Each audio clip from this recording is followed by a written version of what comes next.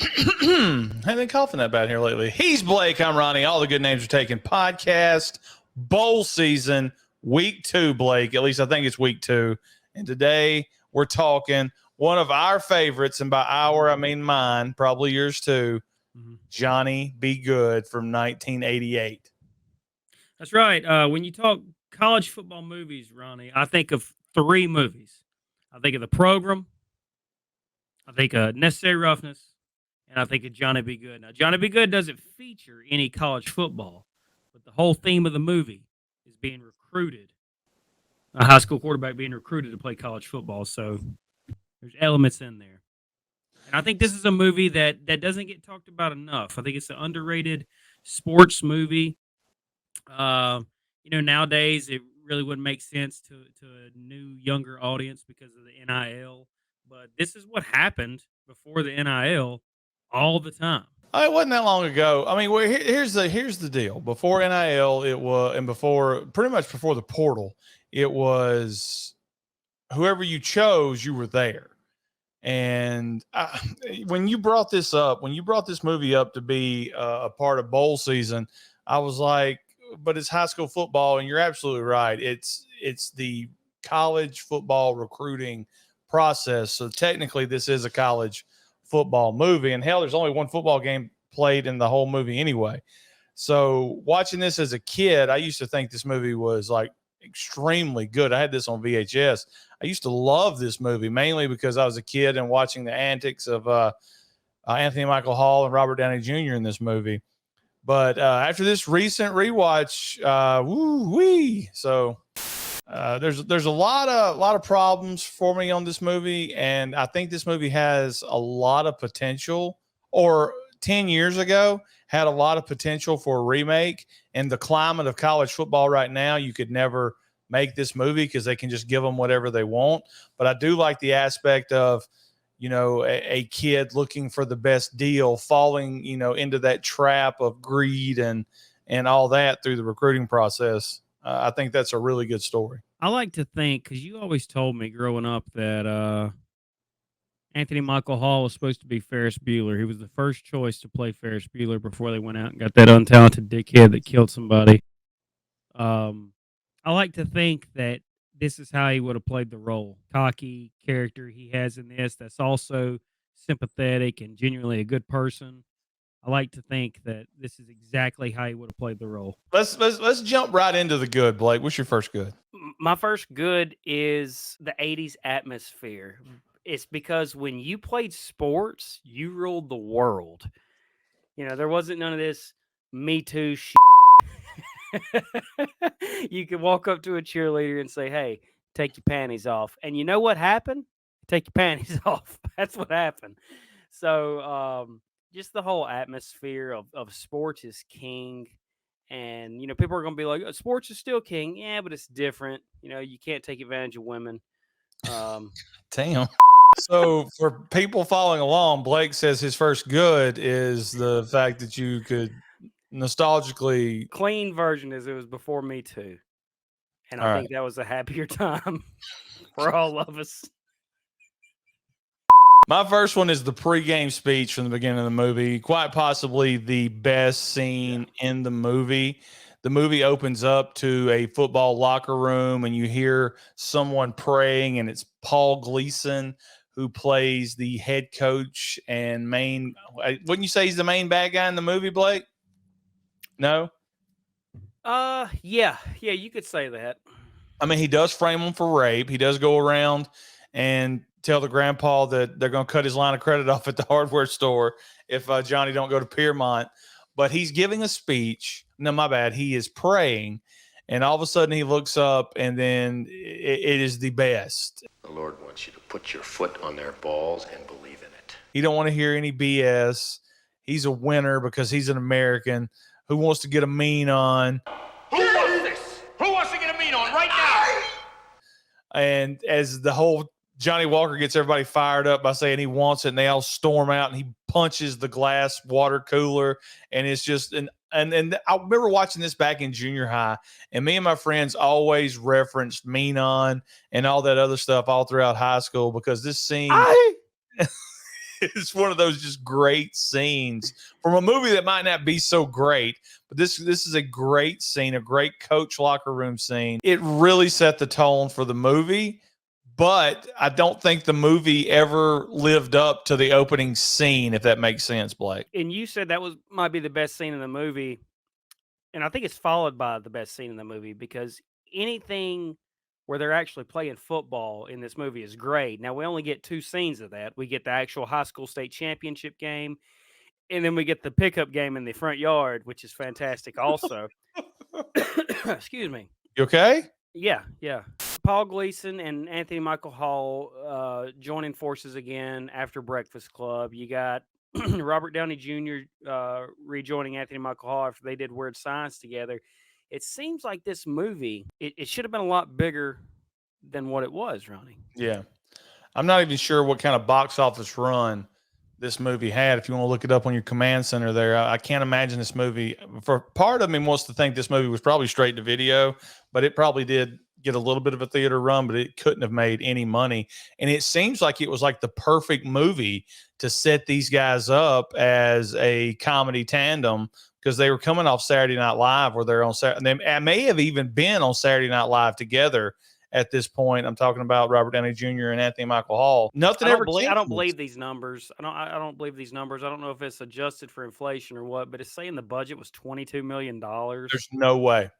And it grossed 17. So whatever you're on is that must be bullshit. The internet movie database. No, that's not right.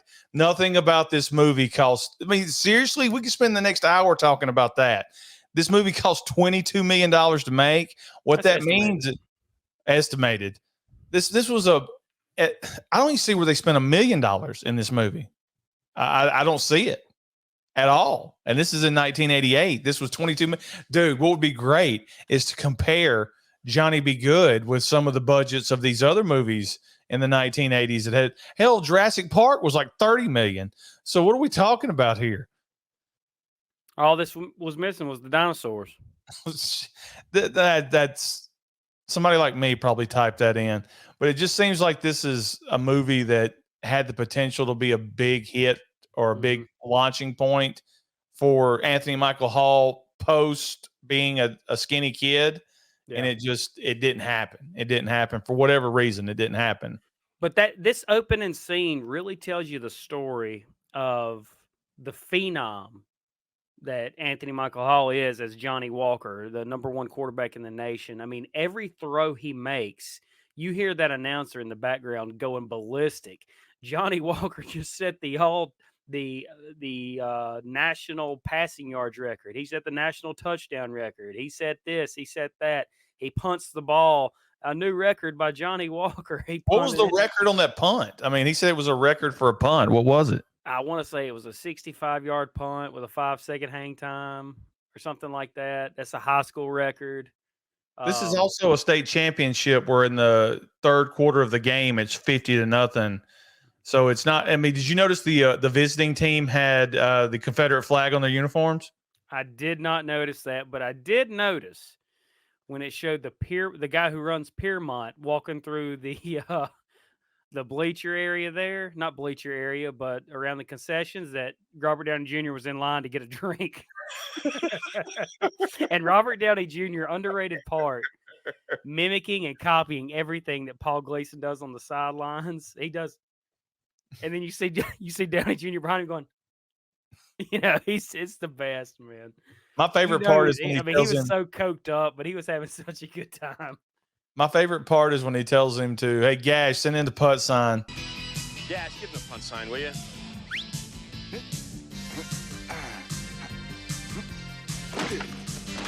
Walker, kick the ball. Kick it. This is the middle finger is the first thing. Johnny Walker's setting all these records, but the only thing that I could notice is I think this is a Vincent DeSanti situation because he's out there setting all these records in football, and I didn't see a black player on the field. Yeah, well, I mean, Ronnie, we talked about this with Vinny. He can't help what private school or private league he plays in. I mean, all you can do is be the best in the league, right? And he was the best in the league. The NFL, the pros are talking about this. They should replace the Pro Bowl with this black versus white team. and they're looking for a cornerback or a safety, Vincent Dasani is your man. He's on Facebook. He just ran 5 miles yesterday. He's getting back in playing shape. Can you imagine it? Him out there smiling. We have to send that to him. He's smiling on the hash. Mm-hmm. Double wing. What's your next good? Oh, my next good is Sure. the actual story. You know, you got this guy who doesn't want to leave. He doesn't want to go anywhere. He wants to stay home and go to state. But he also don't want to pass up the opportunity to see the country. And he explains that to his girlfriend, who's played by Uma Thurman. And I thought that was like very level-headed of him. He's not wasting this opportunity. You know, he's like, I'm going to stay here, but I am going to go see the country. So he goes to Old Tex, which we have to assume is Texas. Yeah. Texas Longhorns wouldn't give the right to, hey, you're not going to use our name to say you're paying players. You know, he goes to California to UCC. Yeah. Which and everybody's dressed like USC. Obviously USC. And that's the only 2 visits we get, right, Ron? Yeah. Look, for some reason as a kid, I thought there were more visits than that, but he really It did feel like that, right? Like, yeah. And I know you get people constantly badgering before the game, after the game, why he's walking down the neighborhood. Penn State, Alabama, remember the weather, and you know who that guy is, don't you? Nuh-uh. That's the Chuck substitute in Ernest Scared Stupid. Oh my God.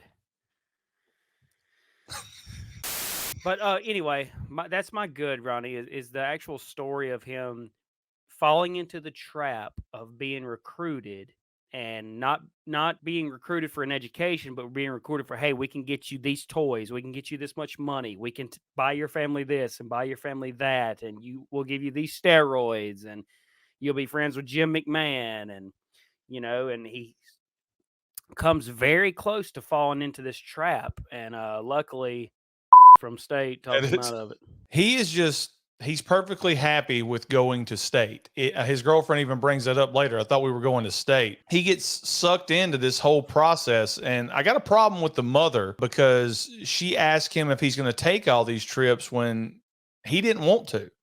And he takes the trips, gets sucked into this world of, you know, we'll give you this. Old Tex, you know, sets it out there and says, we'll give you this money. We'll give you that money. You can stay in this house.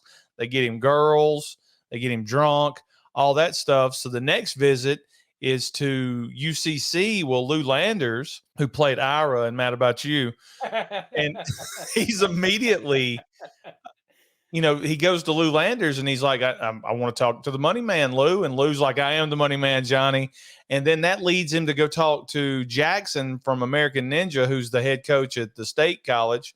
And he wants to know what kind of deal he can get him, because now he's thinking about getting money to get his mom a better house and so she can take care of his deadbeat grandpa and those 2 kids who were far too young not to have a father rolling around there somewhere. Blake, what happened to Johnny's father? He probably bailed early on. Woke up next to that woman and then said, I'm out of here. He couldn't have been gone too long ago because those kids are pretty young. Johnny's little brother and sister are pretty young. So like 4 and like 7 or 8. But you're right. Like he comes back from UCC and all of a sudden the mom has an attitude. Like, and so does the grandpa. He's like, what do you think, Grandpa? He's like, I wanted to sell my lures, not my grandson. Well, I mean, you're being kind of selfish too there, Grandpa. You only want to sell that fish and shit that nobody's buying. Yeah, the guy at the bait shop says nobody's bought this shit ever. And then Old Tex orders 10,000 of them and he's super happy. Then Old Tex comes knocking at the door and he's like, where's Johnny? He's on a visit to UCC. And he's like, well, I hate to tell you about them lures, Grandpa, but it probably ain't going to work out. So the grandpa's just butthurt because, you know, his shit lures. This grandpa's a loser anyway. He's got a damn lemonade stand in the front yard that says lures or some shit like that. Anyway, you're right. The mom does a 180 heel turn and says, maybe we shouldn't have left this decision up to you. What? Where he's going to go play football and go to college? Get out of here. That's the reason you ain't got a husband. Exactly. I mean, he can't control who offers him a scholarship. I mean, Texas wanted to fly him out there. UCC wanted to fly him out there. I mean, if she's that worried about it, go with him like a parent would. Exactly. All right. He gets Old Tex. The Old Tex's wife tries to sleep with him. Texas sushi boy. What was okay? So my number 2 on my good is what you're talking about right now, the recruiting process. He runs into a guy. First off, we're introduced to like the 5 top prospects in the country. And they're the ones that introduces Johnny to, hey, we're going to go where the best money is. And Johnny's like, oh, well, this is like a business now. They roll up at a gas station, Blake, and some dude hobbles out there and goes, you going to go to football? You going to play football at Old Tex? And he's like smiling. And he's like, I was going to play football at Old Tex, but never got the chance. I hurt my knee, and Old Tex hooked me up with this job at the gas station. I didn't quite understand that character, Blake. Was that supposed to be like a good look for Old Tex, or was that supposed to be a bad look for Old Tex? Because this kid, or for this guy, he's a man now, this man hurt his leg in high school. Old Tex didn't owe him anything. And he looked like he hurt his leg so bad that they should have put a wooden broom handle down there instead of the leg, the way he's limping around. So is it supposed to make Old Tex look like a good guy for taking care of him with a job, or is it make him look like a bad guy because he didn't fulfill his scholarship and he works at the gas station? It depends on what side of the camp you're on. If you're on Old Texas side, man, what a guy! That guy literally did nothing for the university, and Old Tex still gave him a job. Yeah, that's what I'm thinking. If you're on the other end, my end, the good end, then oh, you can't do nothing for us. We don't need you. Oh, you can go work this 9 to 5 at a gas station for the rest of your life, making minimum wage. I ain't complaining. Sounded like he was. Yeah. But the whole recruiting process is crazy. My next good, Blake, the pizza delivery prank. It's silly, but they find out what the coach did to the grandpa by telling him his line of credit is going to be cut at the hardware store. And I guess I should explain that. Paul Gleason plays the head coach, and he meets with the chancellor from a college called Piermont. I'm not sure who Piermont is supposed to represent. I guess just some random college. But this guy is looking to, he says he's having pretty much his job is on the line. So he's looking to get the best prospects out there. So he comes to visit the coach. And I just laugh all the time when I watch this movie because the coach is singing, acting like he's playing the piano. His wife's bouncing around there. He's just won the state championship. And this chancellor shows up and he goes, Walker was everything you said he was going to be. And he goes, yeah. And he's like, you want to stay? I don't think we have enough salmon patties, Wayne. I don't think we have enough salmon patties, Wayne. He tells him he wants to be the head coach at Piermont University. He can deliver Walker if he makes him the head coach. He goes, is that all you want? He goes, no, I want a 5-year guaranteed contract, which is awesome. You know, and then all the amenities or anonymities, whatever, that come pretty with. Pretty much, Ronnie, at this point in time, in college, you were guaranteed 5 years. You know? Yeah, they guaranteed you to get a recruiting class or 2 in there and see what you can do. Yeah, it wasn't like today where if you start off 0-4, you're done. You know, back then, you were given 3 to 6 years. So he's going to go from high school to a major college job, and it's all dependent on Johnny Walker. And he's trying to get Johnny to go on this recruiting trip to Piermont. And Johnny no-shows and goes to Old Tex instead. Is the coach broke? Are they trying to like poke fun at the fact that high school football coaches don't make any money? And that's the reason he's eating fish sticks. And that's the reason he's taking the bus instead of, in a line and saying he flew. They also make fun of his car. Yeah, because it's a piece of crap. What kind of car is that? You can have one of these one day, son. I just thought he was a cheapskate. I thought it was like, okay. I thought it was something along those lines, but because he really seems to enjoy his life. I mean, yes, he could be broke, but like you said, I mean, he's dancing and singing. He's having a good time. You've met my kids, and he's one of those weirdos that think dogs are kids, like our daddy.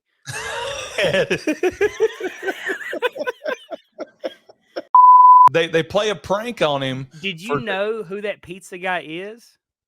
I have no idea who that pizza guy is. Can I have the pizzas? You don't know who it is? No. That is. Hold on, let me think. Okay. Am I supposed to know him? Can't you make a joke, mister? What Blake's talking about is they're all sitting over at Robert Downey Jr. and Anthony Michael Hall are sitting at the coach's house, and Paul Gleason answers the door, and 2 guys walk in with like a ton of pizzas, like 20 pizzas. And this is back in the 80s, guys, where you could just call and order a pizza, like order up 10 pizzas and give them an address and they show up. And if people didn't pay, they got pissed off. It was a great prank. And like he takes that pizza out. He's so mad about this. He takes that pizza out of the box and he slams it in this damn guy's face. and there's pizza all over the guy's face, and some damn Hare Krishners or whatever they called come in, and a fucking elephant in the backyard. And a This- stripper comes in. Meanwhile, the wife is hosting this Tupperware party, and there's a big buff 80s WWF stripper just, he's throwing his shit in her face. All right, who's this mysterious guy that says, "Can't take a joke, mister"? It's Kenny Powers' brother from the show. Oh, Can you believe it? no. That's No, you him. say Kenny Powers' brother, and I immediately jumped to the beginning of Dust to Dawn, where he's the guy That's behind him. the counter. Yeah, I never said help us. Yeah, that's him. I never knew that, Blake. I usually say stuff to get you, and you've got me here. I Yeah. had no idea. Anyway, it was the best. Like some guy comes in from the pest control place, and Paul Gleason just grabs the shit away from him and starts shooting that poison on everybody that's in the room. It was like giant foam. It's great. It's a silly prank, but I guess the nostalgia factor of it makes it it's one of the best parts of the movie for me. You're up, Blake. Yeah, there's this side plot with Uma Thurman is the daughter of the local sheriff, and the sheriff hates Johnny Walker. Where'd you finally decide to go play football? Clown school or some shit like that? I can't just beat the shit out of you. He's not supposed to be seeing Georgia, not the state. That's his daughter's name. And he pulls up as Anthony Michael Hall and Robert Downey Jr. are walking across the lawn. Him and two troopers get out of the car. He's like, I can't just beat the shit out of you. So we're going to play a game of football. But you're going to have one hand tied behind your back. And let me count for a second, Chief. It's 1, 2, 3 against me and There's 4 of them because they had some fat ass in pajama pants. some fat ass that they just arrested. It's 4 against me and Robert Downey, me and Iron Man. He's like, you can have the big cheese. So now it's 3 on 3 and a great little montage. I love the music in this movie too. That needs to be part of my next good. They rub dog shit on the ball and then they throw it off. Old school guys. Yes. You do the throw off, not the kickoff, the throw off. Chief catches it, returns it for a touchdown. He's excited. He's got shit all over his chest. It's fantastic.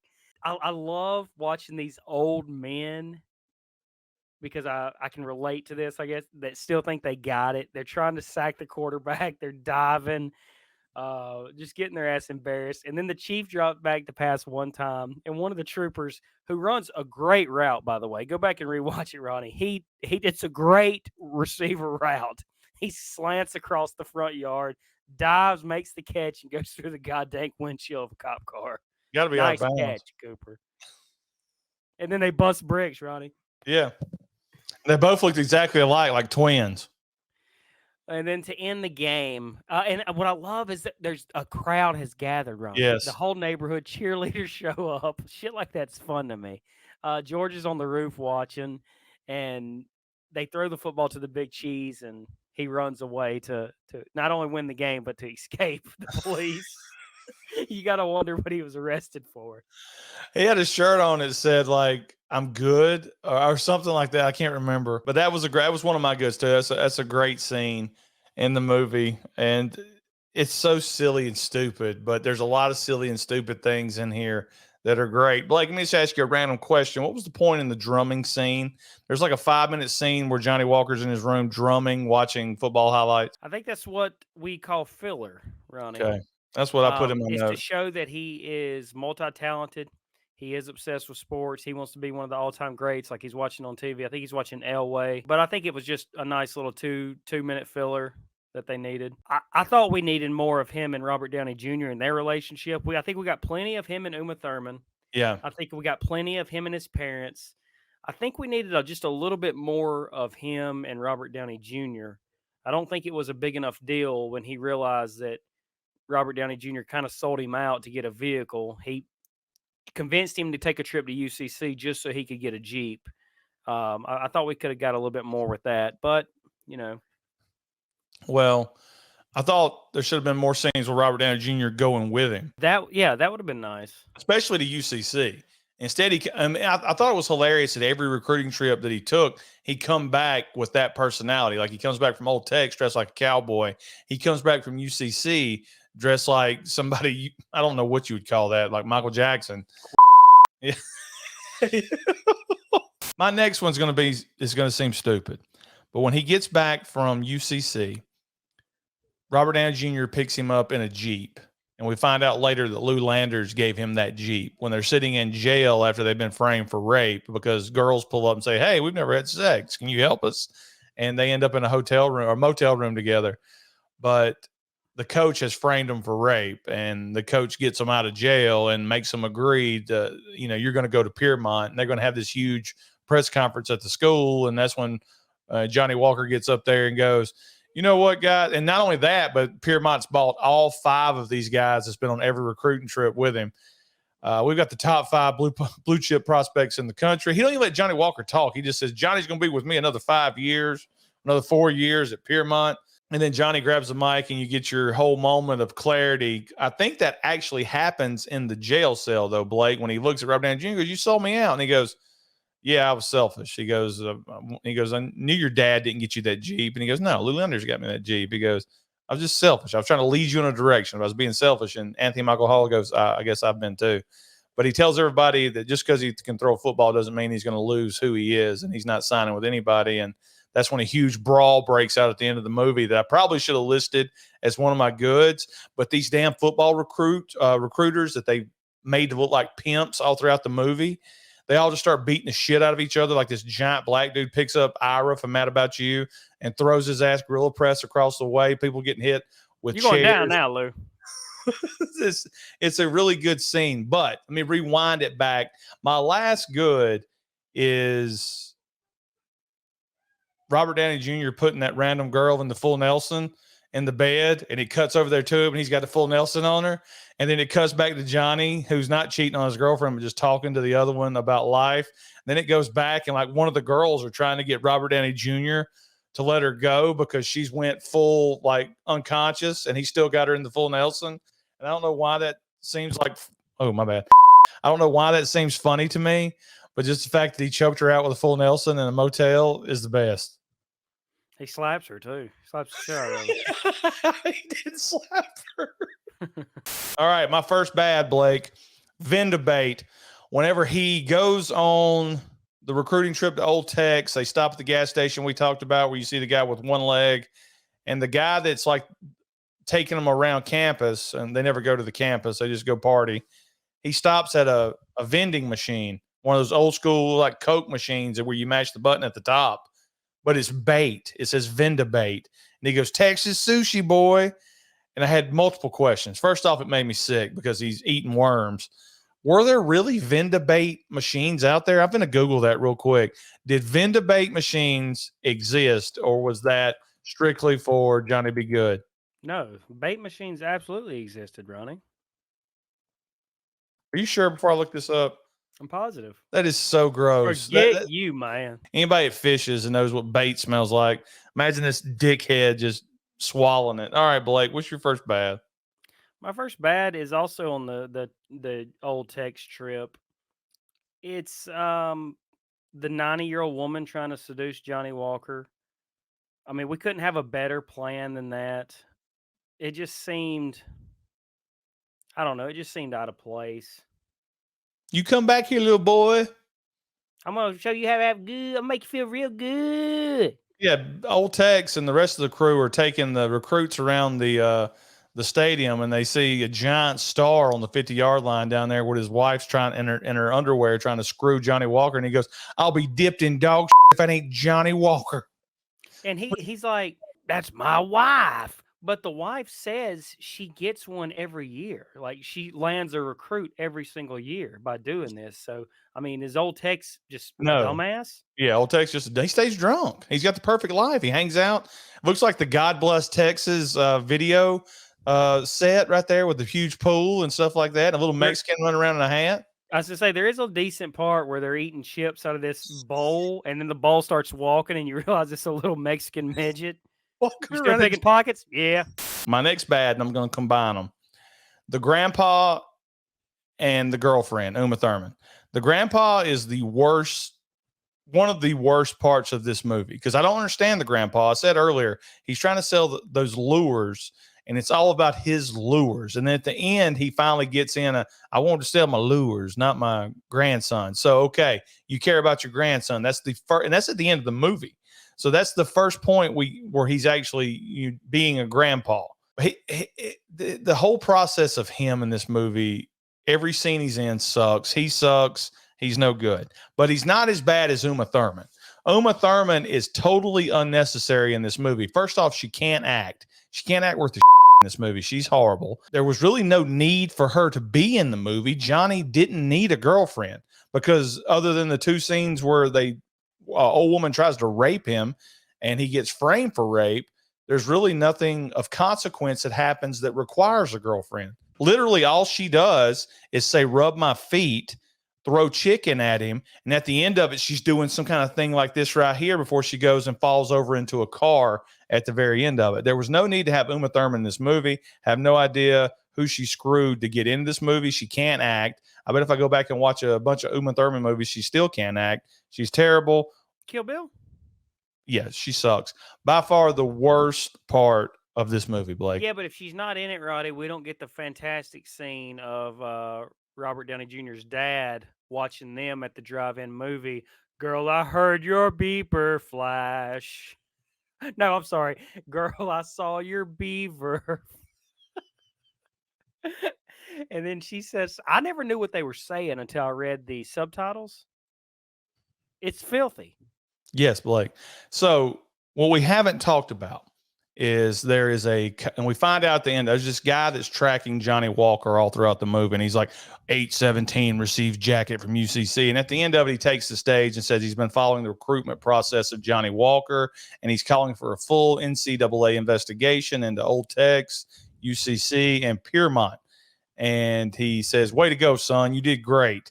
All he did was take everything he gave him. So he really didn't do great.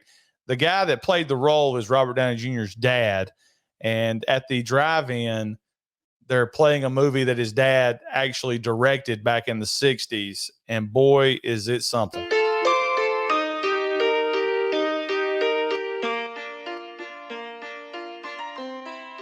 We don't get all of this, Blake, but you damn sure we wasn't doing this review until I found this. And luckily, Blake told me where to find it. It started last weekend.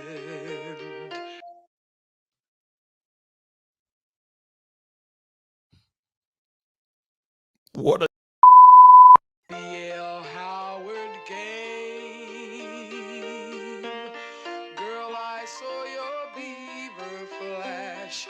I'll never be the same. Oh, Is that bad or good? It's good. He's riding a tandem bike. Who the hell rides a tandem bike, Blake? It's the 60s, man. Everybody rode a tandem bike. You're stuck on a clown from the freaking 60s, man. You gave me a soul kiss. 10:45. This movie is shit. That's the best line of the movie You're right. because he's talking about his own movie. Go read the comments. I never knew that, by the way. I never knew that he made the movie that he's Yeah. calling shit. Go read the comments on YouTube. People saying this is still a genius movie. There's nothing but dumbasses on YouTube. No offense. Listen to this Watch line. this whole thing, Blake. Jay, Tim, I got her next riff.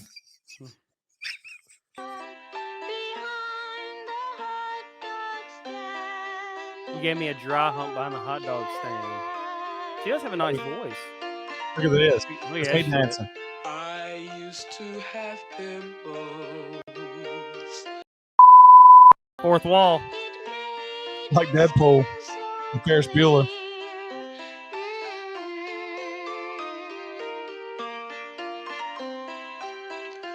A pimple Dude, is he's looking at us. I mean, what in the fug is going on? This is awful. Who would go to the drive-in to watch this? Is that looks like the driveway to Forrest Gump's house. If you treat your pimples right. My man uses face off. He's really out of sight. And All right, yeah. So boom. That's awful. But my next bad and last bad is the way it ends. I don't get any kind of college football. I don't get any kind of text on the screen, saying Johnny went on to do this. It just kind of ends with the Johnny Be Good song playing, and it At least wasn't sung by Michael J. Fox, which was a letdown. At least they waited to the end to play it. You'd think they'd start the movie with it. Yeah. But, he goes in to talk to the coach from State, and he's like, I want an education. He's like, I watched your interview or whatever, and very proud of you. We'd love to have you here. So Johnny's going to go to State and play football there. He's going to stay at home. And that's it. Him and Downey Jr. and Uma kind of just ride off together. And they're all going to go to college together. So, I mean, you're right. The ending does fall flat. Earlier in the movie, he goes to the coach at State and tells him, I want to cut a deal. And we didn't talk about the coach saying, Johnny, the only deal I'm going to offer you is an education. And I like to think that we have a pretty good football program, too, to send a few people to the pros. But and then he pretty much tells him, I'm not giving you any money. He said, but I will warn you about the road you're going down, son. From somebody that's been there, you got to protect yourself. And that's where the whole thing at the end of it, where he goes, I want an education. And then like the coach starts smiling. I was like, hell yeah, we want you. So yeah, the ending did fall flat. All right, Blake, who is the ugliest person in this movie? I got to go with the Big Cheese. The convict from the pickup game in the front yard of the Chiefs' house. He's so fat and dirty. I feel like at one time, if I'd grown hair, that's probably what I would have looked like. Like Bud. I think Bud's in better shape than that. Well, when Bud had the mustache, that's what it looked like. I don't see it. Am I wrong? I think you're wrong on that. Okay. My bad. It was definitely, if I had hair, it'd be me. So there you go. I'm out of here. I'm out of here. I would definitely get arrested wearing jogging pants and jogging shirt that all match too.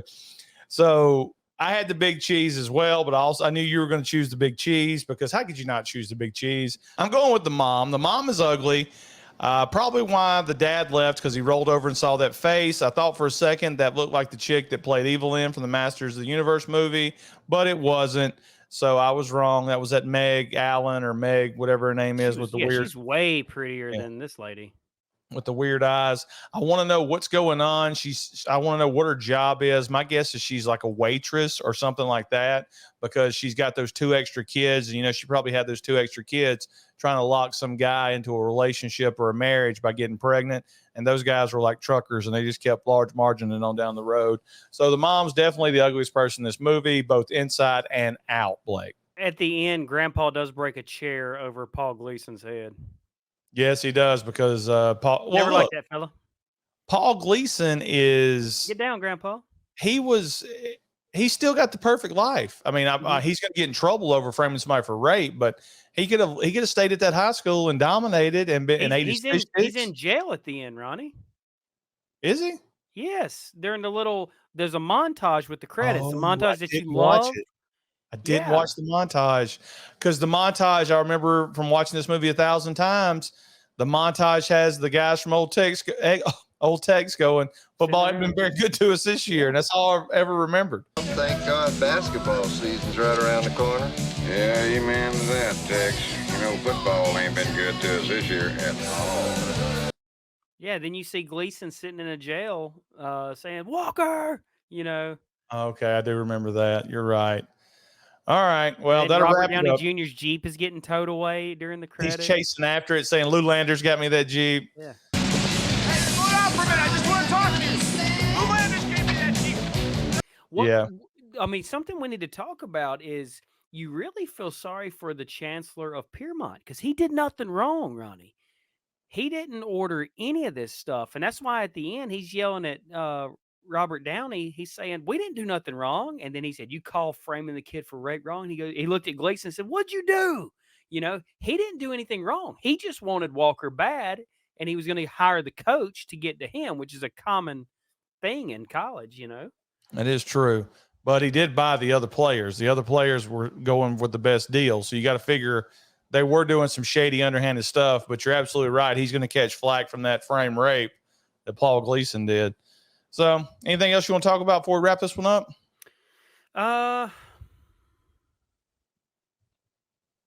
Robert Downey Jr. got to score a touchdown in the state championship. That was fun. They took the underwear off the cheerleader. Yeah.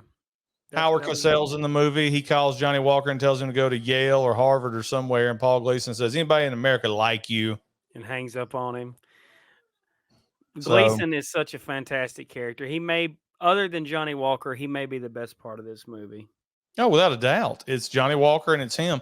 I did like the little Three Stooges aspect of Johnny Walker and Robert Downey Jr., how they would punch each other all the time when they were talking about stuff. I thought that was pretty good. That's it. Leo, That's if I wanted any shit out of you, I'd squeeze your head. Hit us in the comments, guys. What's your good, bad, and ugly from Johnny Be Good? Have you ever seen it? What's your thoughts on Anthony Michael Hall, Robert Downey Jr.? Can Uma Thurman act? Tell me if I'm wrong in the comments and pretend like she was a guy and tell me, can she act? First off, she's ugly. Second off, she can't act, Blake. Well, I disagree. I don't think she's ugly, but that doesn't change the fact she can't act. She can act. She got hired for her feet. That's the reason she got the Kill Bill roles, because dude was in love with her feet. So there you go.